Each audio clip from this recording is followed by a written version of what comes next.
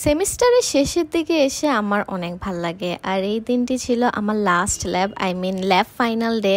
সেটা মেবি 7 তারিখে ছিল এবং এটার জন্য I was very freaked out, মানে অনেক টেনশন হচ্ছিল বিকজ এই ল্যাবটা আমার অনেক টাফ লাগে। আর আমার না মাথায় কিছু ঢুকে না। সাম কোর্স, অন্যান্য কতগুলো কোর্স আছে সেগুলো ইজি লাগে। তো আমাদের আবারও হচ্ছে গিয়ে শাড়ি পরে নাচার প্ল্যান হয়। আর শাড়িতে আমাদেরকে সুন্দর লাগে, তোমরা বলেছো। আর আমাদের শাড়ির ডান্স কভারগুলো তোমাদের ভাল লাগে, এই ডান্স কভারটাও তোমরা দেখেছো। ওই দিন এমন রোদ ছিল বলার মতো না, আমরা পুরো ঘেমে রোদের মধ্যে শাড়ি পরে কি বিশ্রী অবস্থা। এরপরে ক্লাস করলাম, আমাদের লাস্ট ক্লাস ছিল। তো ডিসকাশন শেষে ফাইনাল ডিসকাশন হলো, তারপরে আমরা ম্যামের জন্য একটা কেক এনেছিলাম। তো ম্যাম সবাইকে সুন্দর করে কেটে দিলেন, ইভেন সূচও ভাগ পেয়েছিল, যদিও কিন্তু ম্যামের ক্লাসের স্টুডেন্ট না সূচ। তাও সূচ হচ্ছে গিয়ে কি বলে মিসকিনের মতো হাত পেতে ছিল, তখন ম্যাম ওকে দিল। তারপরে আমরা কি শাড়ি নিয়ে একটু ঢং করলাম, একটু শাড়ির ভিডিও না হলে কি হয়। তারপরে আমরা আমার এক ফ্রেন্ডের বাসায় চলে গিয়েছিলাম ওর ভাবির হাতে ডোনাটস খাওয়ার জন্য। এবং এই কাঠফাটা রোদে এত সুন্দর আকাশ দেখতে দেখতে তারপরে বাসায় ফিরে আসলাম। এবং এইখানে বৃষ্টি খালি লেগেই থাকে। আমার বৃষ্টি দেখতে কিন্তু ভালোই লাগে, মাঝখান দিয়ে অনেক দিন ভাল লাগতো না। তারপরে আমার কিন্তু এই ডেইরি মিল্ক সিল্ক পছন্দ না, অ্যাকচুয়ালি আমার আর সূচর চকলেটস পছন্দ না, এটা বলেছি।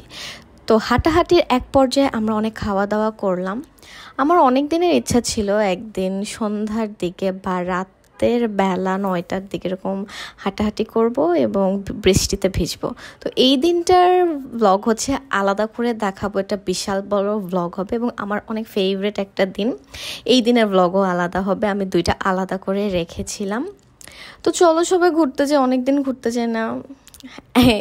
এইটা যখন আমি এডিট করছিলাম তখন ঘুরতে যাইনি, কিন্তু এরপরে অনেক ঘোরাফেরা করেছি, আর মুড নাই ঘোরাফেরা করার।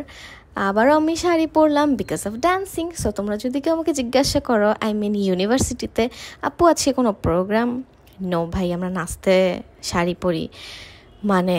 ওয়াশরুমে প্র্যাকটিস করতে করতে আমাদের যে কি নাজেহাল অবস্থা, শাড়ি পরে প্র্যাকটিস করা, অনেক গরম লাগে কিভাবে যে আমি জানি না।